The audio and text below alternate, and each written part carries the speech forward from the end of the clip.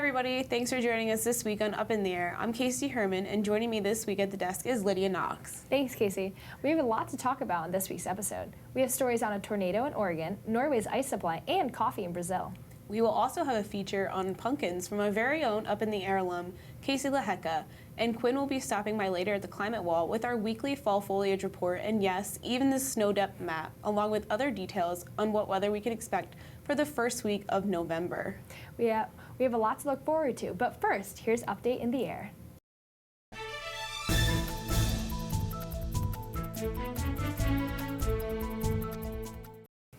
A new report says that the world's coffee supply may be in danger owing to climate change.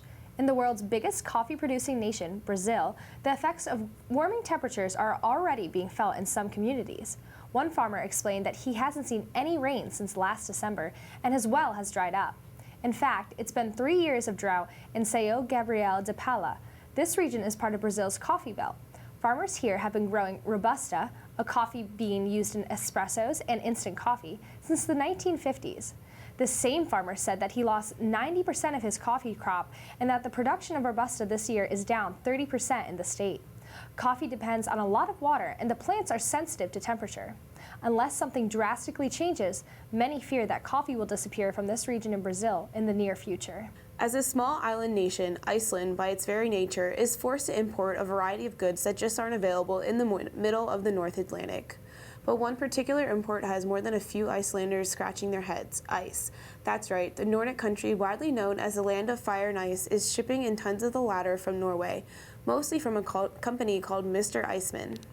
That's not to say that Iceland doesn't have their own ice. They do, but the imported ice can be up to 40% cheaper than ice cubes made in Iceland. While the imported ice may look cheaper on your grocery bill, there are hidden costs to the environment that need to be taken into account. Transporting ice between countries has a great environmental impact because the ships emit greenhouse gases. Grocery stores often display the imported ice in highly visible locations, and consumers rarely check the origins of what they are buying. Icelanders can decide not to buy these products and to put their foot down and say enough is enough. Give us Icelandic products. A small coastal town in Oregon was clobbered on Friday, October 14th, by a rare tornado that ripped roofs from buildings, toppled trees, and tore down power lines. The twister left most of Penn, a community of some 600 permanent residents in the northwest corner of Oregon, without electricity and more than 24 homes inhabitable, though no injuries were reported. The tornado was produced by a major Pacific storm sweeping coastal portions of Oregon and Washington state. Intense winds and more than 100 lightning strikes were recorded by the National Weather Service over coastal waters in a single hour at one point. The Weather Service said about 20,000 Seattle area homes and businesses were without electricity on Friday morning. The tornado raked a half-mile-long path of destruction through commercial and residential sections of town just after 8 a.m. local time, much of it along the community's main street. Numerous houses were damaged, including 28 left red-tagged as unsafe for occupation. The community was littered with fallen trees, debris, and tangles of downed wires and utility poles. The threat of earthquakes is a daunting but everyday reality for Californians. However, a recent discovery in the San Francisco Bay Area has increased the risk of a potentially disastrous quake of historic proportions. A new study published Wednesday in the journal Science Advances found the most dangerous fault in the San Francisco Bay Area is connected to another. Scientists worry that both rupture simultaneously. The result could be major devastation, according to the Associated Press. This study found that the Hayward Fault, which runs under densely populated neighborhoods east of San Francisco, joins a second, less active underground fault known as the Rogers Creek Fault. The two connect beneath the San Pablo Bay. Should the two break simultaneously along their combined 118 miles, scientists predict that a likely magnitude 7.4 quake could result, causing extensive damage and loss of life with global economic impact. It has been 140 years since the Hayward Fault last unleashed its power on the area, and really only a matter of time before the Earth shakes again. The scientists predict that it will likely rupture sometime within the next 30 years. Many can relate to the joys of spotting a rainbow in the sky, and if you're lucky, maybe you've even seen a double one. A photographer named Ben Gwynn, who's based in the UK, photographed Sunday's supermoon and turned around to see a double moonbow. He snapped this image over a field in northern England around 7:38 p.m. as fog seemed to roll through the area. Sunlight did not directly cause the rainbow, since it was well after dark. Moonlight, which was beaming from below on the horizon, opposite of the moonbow, refracted off droplets of water in the fog, erupting into a rainbow of colors. Ben set his camera to capture a long exposure, which helped illustrate the subtle lighting and colors while bringing out the double moonbow hovering above the main arc. Sunday night's full moon was a supermoon, or when the moon swings closest to the Earth in its monthly and slightly elliptical orbit. In fact, supermoons are not only a bit brighter than typical full moons, but they can also cause stronger ocean tides and weather events. The next supermoon is November 14, 2016, and after that, there's one on December 13th. A critically endangered South American frog is turning up dead in unprecedented numbers, and no one knows why. 10,000 Lake Titicaca frogs have been found dead along a 31-mile stretch of the Cahueta River near the massive lake that straddles the border between Peru and Bolivia, USA Today reported. The species is highly sought after as a medicinal ingredient by many Peruvians and Bolivians, according to the Associated Press. They believe a whole skin frog blended to a pulp can be a cure for a wide range of ailments, including asthma, osteoporosis, fatigue, and low libido. But local leaders say rather than health fanatics, it's pollution within the Cahueta River that's to blame for the most recent die-off. Peru's National Forestry and Wildlife Service has taken samples from several of the frogs found in the area, but has not revealed what may have been the cause of death, and said in a statement that it is still investigating the matters. Locals, on the other hand, are sure they know the cause: unchecked pollutants that are fouling the waters of the lake and its adjoining waterways. We'll be back in a minute with more.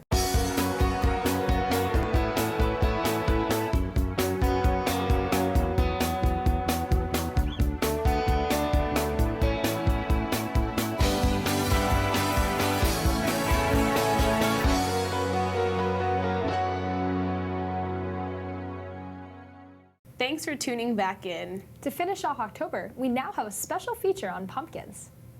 We are now in the swing of things for fall here in central Pennsylvania, and pumpkins are popping up everywhere. Whether you're carving them for Halloween or leaving them whole until Thanksgiving, pumpkins are everywhere when you walk around town. The Arboretum at Penn State hosts a pumpkin festival each year where you are able to go get a pumpkin free of charge, and the only catch is you have to bring it back either carved or decorated to be put on display for a week of time for all to enjoy. Like any other crop, weather affects the growing season of pumpkins as well. Pumpkins take 85 to 125 days to grow, so farmers would have to plant the seeds for their pumpkins in the late spring to early summer. With this in mind, many factors over that time period can affect how well they grow or if they grow at all. If the ground becomes too wet and soggy from the rainfall, this can delay when farmers can plant their crops during the growing season. If the ground is too moist, the crops could start to rot and mildew would form, also damaging parts of the plants. For the opposing kind of weather though, hot and dry, this can affect the pumpkins by how much water they can receive. If they receive too little water, the pumpkins would not be able to grow as large and they would become less heavy as well. They require a lot of water, but not too much, or else the crop could die. Last year, in the pumpkin capital of the world, Morton, Illinois, they received over double the average amount of rainfall for the month of June. The 11.1 inches of rain that fell over the city of Morton due to a series of storms caused Libby's pumpkin, the supplier of 85% of the world's canned pumpkin, saw a 50% decrease in yield during 2015. Pumpkins are a very tender vegetable that can be influenced by the cold temperatures and frost very easily. With the weather affecting last year's crop so much, how have you seen it changing this year? Well, the weather's played a big role this year as well. You know, last year it was excessive rain. This year it's been lack of rain. So what we've seen is, you know, a decrease in size of the pumpkins individually, and we've also seen a decrease in the yield per acre. With the weather changing day to day and month to month, it all affects the pumpkin growth over the growing period. With different trends such as El Niño, La Niña, hurricanes, and droughts, it is rare that ideal weather occurs throughout the entire growing season. Impact. The best weather would be an inch of rain a week. You know, nice warm days, 85 degrees, and, you know, warm nights, you know, lead to big pumpkins. Yeah. So I think we would like that weather too, not just pumpkins. With so many factors that go into harvesting pumpkins, it's good to know what kind of weather influences them and what area is conducive to growing them. You might be able to grow a few in your backyard if the weather is right. Although last year's pumpkins harvest was somewhat dismal, farmers are rejoicing everywhere for the abundance of pumpkins this year. Whether you're going to carve them or keep them whole until Thanksgiving, go and grab a few pumpkins today. For Up in the Air, I'm Casey Lahecka.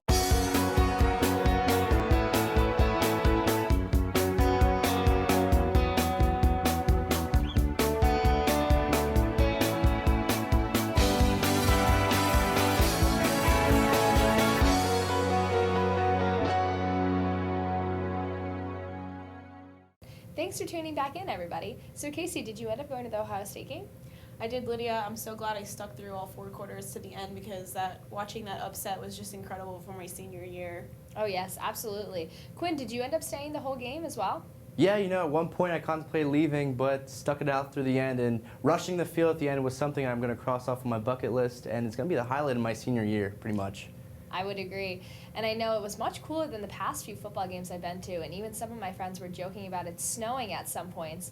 And I know we have seen some snow throughout some parts of the U.S. so far, which I assume you're going to talk about later on. Am I correct? Yeah, not quite yet here, but we have seen some snow. But first, we got to start talking about that fall foliage out there. Much of the northeast coast have seen peak values for the past few weeks, and even past peak for much of northern New England, where they've seen pretty cold temperatures overnight for the past week or so. Here in central PA, we're getting about peak for the next week or so before we'll start to see past peak heading in the next week or so.